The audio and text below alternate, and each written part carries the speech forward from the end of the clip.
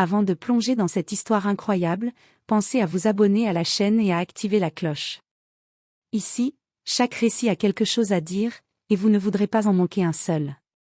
Tu mourras demain, dit-elle, le millionnaire Harry, mais le lendemain, il suppliait pour sa vie.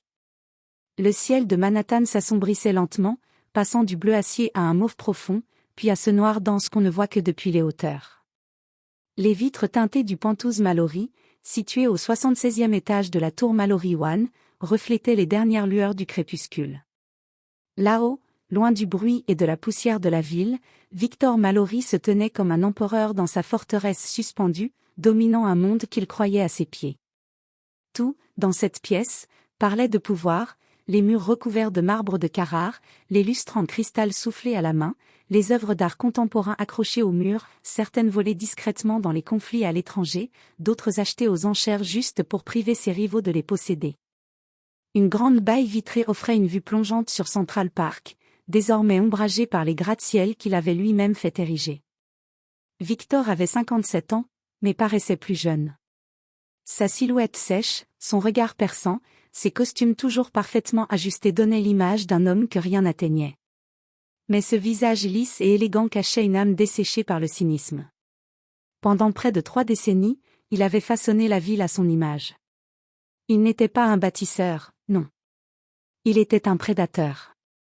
Il flairait les faiblesses des quartiers pauvres comme d'autres flairent l'odeur du pétrole. Il achetait pour une bouchée de pain, corrompait les autorités locales, expulsait les habitants sans un regard, puis reconstruisait, et revendait 10 fois plus cher.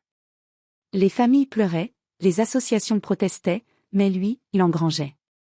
Et chaque succès renforçait cette conviction intime, il était intouchable. Il aimait dire que la misère est le meilleur des investissements. Elle ne déçoit jamais. Ce soir-là, le 17 octobre, Victor avait organisé un gala de bienfaisance sur le toit de sa tour, dans les jardins suspendus qu'il avait fait construire pour imiter Babylone. Un lieu d'opulence surréaliste, fontaines chantantes, sculptures lumineuses, palmiers importés de Dubaï, et même un bassin avec des cygnes. Officiellement, l'événement visait à lever des fonds pour les enfants défavorisés des quartiers de la ville. Mais tout le monde savait que c'était une mascarade. Les journalistes étaient là pour photographier les sourires et les poignées de main. Les politiciens, pour gagner des faveurs. Les artistes, pour s'acheter un peu de visibilité. Les investisseurs, pour quémander des miettes d'opportunités. Et Victor, lui, était là pour régner, savourer son pouvoir comme un roi médiéval qui toise ses courtisans du haut de son trône d'or. Il se tenait seul un instant, un verre de scotch à la main, observant la foule qui se pressait dans le jardin illuminé. Il n'écoutait personne. Il savourait. Car tout cela, cette lumière, ces rires, ces regards, cette ville même, lui appartenait. C'est ce qu'il croyait. Ce qu'il ignorait encore, c'est qu'au cœur de cette soirée parfaitement orchestrée, quelque chose ou quelqu'un s'était glissé dans les ombres. Pas une menace comme celle qu'il avait l'habitude d'écraser avec ses avocats et ses millions. Non. Ce soir-là, la mort s'était invitée. Mais pas comme on l'imagine. Pas avec une arme. Pas avec une bombe. Pas avec un cri. Non.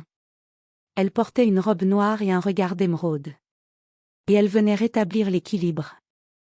La musique était feutrée, subtile, jouée par un quatuor à cordes dissimulées sous une tonnelle fleurie.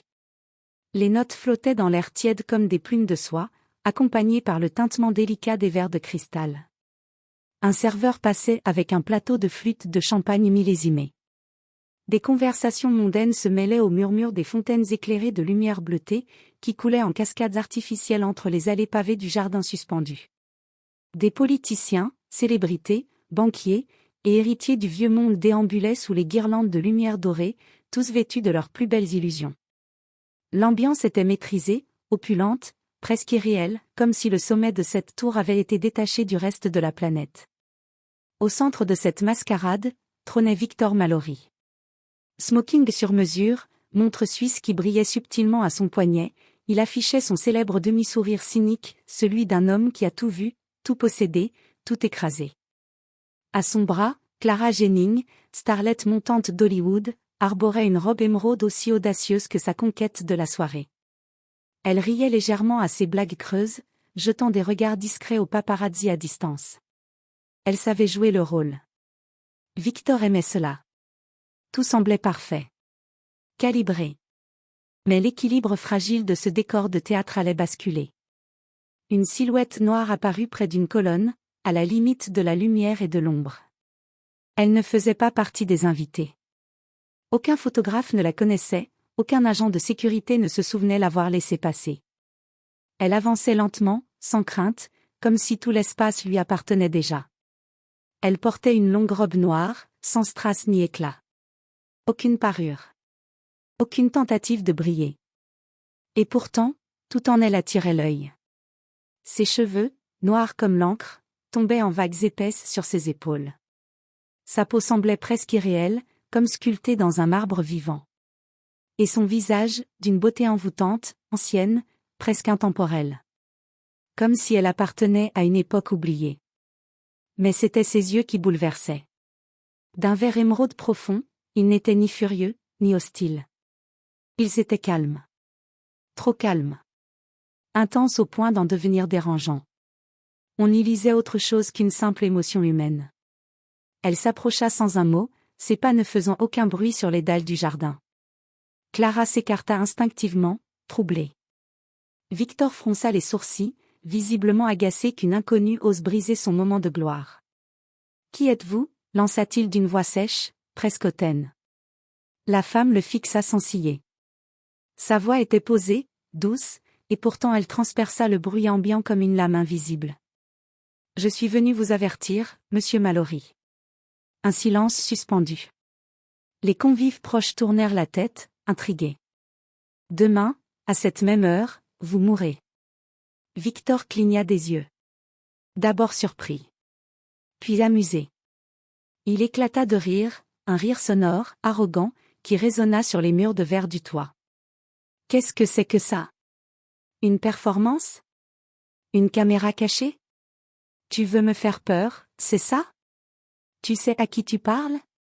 Je suis Victor Mallory. » Il s'adressa au garde du corps le plus proche, qui accourut aussitôt. « Sortez cet illuminé de mon événement. Maintenant. » Mais la femme ne broncha pas. Elle ajouta, toujours d'un ton étrangement calme. « Vous avez marché sur trop de vies. Vous avez méprisé trop d'âmes. La balance est déséquilibrée. Le temps est écoulé. » Un frisson traversa l'échine de Clara, qui recula davantage. D'autres convives observaient la scène, figés entre fascination et malaise. L'un des gardes posa sa main sur l'épaule de la femme et ne toucha que le vide. Elle avait disparu. Sans un mot. Sans un bruit. Sans la moindre trace. Victor resta là, interdit. Une goutte de sueur roula lentement sur sa tempe. L'écho de ses propres rires résonnait encore dans les jardins suspendus. Mais personne ne riait plus. De retour dans son penthouse, Victor ferma les doubles portes vitrées derrière lui et fit immédiatement baisser les rideaux automatiques. Le cliquetis métallique des stores motorisés résonna dans le silence glacé de la pièce. Il ôta lentement son smoking, le jeta distraitement sur un fauteuil en cuir, et se servit un whisky sec. Une gorgée. Puis une autre. Mais même l'alcool ne parvenait pas à faire taire la voix qui résonnait encore dans sa tête. « Demain, à cette même heure, vous mourrez. » Il la revoyait. Ses yeux. Sa voix. La manière dont elle avait disparu, littéralement, sous les yeux de tout le monde. Pas une fuite. Pas un écran de fumée. Elle s'était évanouie dans l'air. Victor, qui avait toujours cru au pouvoir des chiffres, du contrôle, du béton, sentait pour la première fois une fissure dans sa réalité. Il n'arrivait pas à penser à autre chose. Qui était-elle? Une illusionniste? Une fanatique? Une ancienne amante venue se venger? Mais même les pires ennemis qu'il avait connus ne portaient pas ce regard-là. Ce regard, ancien. Comme si elle venait d'ailleurs, ou d'un au-delà qu'il avait toujours refusé d'imaginer. Il activa immédiatement son réseau. À minuit, il avait déjà engagé 2 enquêteurs privés et fait convoquer en urgence l'équipe de sécurité de la tour. Les caméras? Aucune image. À l'instant où elle apparaissait dans le champ de vision, l'enregistrement sautait. Les systèmes de sécurité affichaient une « perte de signal » à 22h04 précise, durant 47 secondes. Un bug? Impossible. Son système était certifié, surveillé, synchronisé en temps réel avec les serveurs de sécurité de l'État. Et pourtant, rien. Il interrogea son majordome, ses serveurs, ses hôtesses. Personne ne l'avait vu arriver, ni repartir. Personne ne savait qui elle était. Même Clara, pourtant obsédée par les réseaux sociaux et la reconnaissance faciale, avoua n'avoir jamais vu cette femme auparavant, ni dans les médias, ni dans les bases de données publiques. Son visage n'existait nulle part. Victor resta éveillé toute la nuit, assis dans son salon, les coudes sur les genoux, les mains jointes devant sa bouche. Il ne ferma pas l'œil. Il refusait même de cligner trop longtemps. Le lendemain matin, il avait le visage blême, les traits tirés. Son regard s'était durci, mais un autre éclat y brillait désormais, la peur. Sans donner d'explication, il annula tous ses rendez-vous, réunions, visioconférences, même une interview attendue avec la chaîne Bloomberg. Il coupa son téléphone, ordonna à ses avocats de gérer tout ce qui pouvait attendre 48 heures, et fit doubler le nombre de ses gardes du corps personnel. 4 hommes, ex-militaires, armés jusqu'aux dents, stationnaient désormais à l'intérieur même du Penthouse. Les volets furent scellés. Les alarmes renforcées. Il fit également désactiver le réseau Wi-Fi, couper la télévision, et congédier tous les employés sauf le majordome principal. À ses proches collaborateurs, il déclara qu'il voulait méditer, qu'il avait besoin d'un recul spirituel, d'un moment de calme intérieur. Mais la vérité, c'est qu'il était terrifié. Le silence de la suite, d'ordinaire luxueux, lui paraissait désormais oppressant. Il entendait chaque tic-tac de l'horloge murale comme le battement d'un compte à rebours invisible. Et surtout, son esprit ne cessait de revenir vers ce qu'il avait toujours su, mais ignoré. Les visages. Les voix. Les silences qu'il avait écrasés d'un coup de stylo, d'un contrat, d'un appel bien placé. Cette vieille femme, Louisa Warren, 78 ans, expulsée de son appartement par -2 degrés Celsius après l'achat de son immeuble. Il avait refusé de décaler la procédure malgré les demandes du maire local. Elle était morte d'une crise cardiaque 5 jours plus tard, sur un banc public. Ce jeune père, Daniel Brooks, au chômage, vivant avec sa fille dans un logement social. Victor avait racheté l'immeuble, vidé les lieux pour une opération de réhabilitation de standing. Daniel s'était pendu dans la cage d'escalier. Sa fille de 8 ans l'avait trouvé. Ce maire, Charles Wilkins, homme honnête et têtu, qui s'était opposé au projet Skyline Expansion. Victor avait fait fouiller sa vie privée, trouvé une liaison ancienne, puis l'avait détruit publiquement, le poussant à la démission et à l'exil. Ses visages, il les voyait maintenant. Clairement. Il repassait en boucle. Il le regardait. Victor Mallory, l'homme qui n'avait jamais regretté, jamais hésité, commençait à faiblir. Il se surprit à murmurer, seul, dans l'ombre de son salon. Et si elle disait vrai? 22 heures. L'horloge carillonna dans un son profond, presque funèbre, qui résonna à travers les murs épais du Penthouse. Victor sursauta. L'écho semblait s'étirer plus longtemps que d'habitude, comme si le temps lui-même ralentissait, retenant son souffle. Une lumière grésilla. Une seule, au plafond du salon. Elle vacilla brièvement, puis revint, blanche et froide. Victor était debout au centre de la pièce, haletant, le visage pâle et luisant de sueur. Il tenait fermement une arme de poing dernier cri, le doigt crispé sur la détente. Ses yeux fouillaient chaque ombre, chaque recoin du vaste salon décoré de marbre noir et d'acier brossé. Quelque chose n'allait pas. Les gardes, postés à chaque entrée, devaient communiquer toutes les 10 minutes. Mais depuis plus d'un quart d'heure, silence total. Il appuya sur le bouton de sa radio sécurisée. Poste 1, vous me recevez? Rien. Poste 2, répondez immédiatement. Toujours rien. Et puis? Un bruit étouffé. Un gémissement.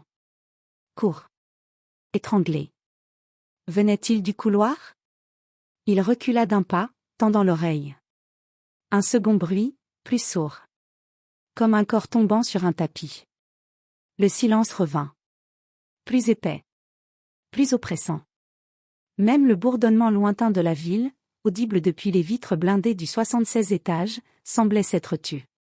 Pris de panique, Victor se rua vers la pièce la plus sécurisée de la tour, la salle blindée, dotée d'un système de survie autonome et d'une porte à reconnaissance biométrique. Mais la porte était entr'ouverte. Il s'arrêta net. Le souffle court. L'arme pointée.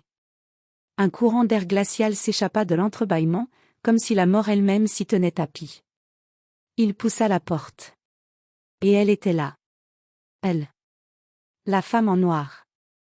La même qu'il avait vue, silencieuse, impassible, la veille au gala. Celle qui avait disparu sans laisser de traces. Debout au milieu de la salle. Immobile. Son visage voilé d'ombre, son regard indéchiffrable. Aucun garde à l'intérieur. Aucun signe de lutte. Juste elle. Victor recula, le bras tremblant, pointant son arme vers elle. « Comment es-tu entrée » hurla-t-il, sa voix se brisant. Elle ne bougea pas. Ne cligna même pas des yeux. « Ce lieu ne me retient pas. Je ne suis pas ici comme tu l'imagines. » Il tomba à genoux. Tout son corps secoué de tremblements incontrôlables. L'arme glissa de sa main. « Je t'en supplie. Je peux changer. Je peux tout réparer. Prends mon argent. Prends mes immeubles. Je suis prêt à tout. » Elle inclina légèrement la tête, comme une mère fatiguée regardant un enfant tardivement repentant, mais trop tardif. L'univers réclame équilibre. La souffrance n'est pas oubliée. Tu as semé la destruction, sans remords. Sans pause. Ce soir, la dette est due. Il pleura. Hurla. Rampant à ses pieds, il saisit le bas de sa robe, suppliant dans un flot de paroles brisées. Je ne voulais pas. Je ne savais pas. Donne-moi une chance, une seule. Mais elle leva la main, doucement. Et du bout de 2 doigts, elle toucha son front. Victor s'immobilisa. Ses yeux se figèrent, grands ouverts, comme s'il avait vu enfin, dans ce dernier instant, toute l'ampleur du mal qu'il avait commis. Son cœur s'arrêta. Paisiblement. Sans lutte. Sans violence. Il ne tomba pas. Il s'effondra, comme une marionnette privée de ses fils. Son corps demeura là, inerte, pendant que la femme en noir reculait dans l'ombre. Et dans la pièce scellée, la lumière vacilla une dernière fois. Puis s'éteignit. La presse explosa au petit matin. Les gros titres défilaient en boucle sur toutes les chaînes. Le milliardaire Victor Mallory retrouvé mort dans sa pièce sécurisée, aucune trace de lutte, aucune explication médicale. Mystère total dans la tour Mallory, disparition inexpliquée des caméras, gardes inconscients, pièces verrouillées. Les experts parlent d'un cas impossible, Victor Mallory serait décédé sans cause physiologique identifiable. Les journaux publiaient des photos de Victor prises quelques jours avant, lors d'un gala de charité où il souriait cyniquement devant un tableau représentant la justice aveugle. Les détectives de la police de New York, aguerris mais perplexes, étaient à bout de théories. Les vidéos de surveillance avaient été effacées d'une manière inexplicable, comme si le courant avait été interrompu, sans que les générateurs n'aient réagi. Tous les systèmes de sécurité dernier cri, installés par les plus grands experts, avaient été rendus inutiles cette nuit-là.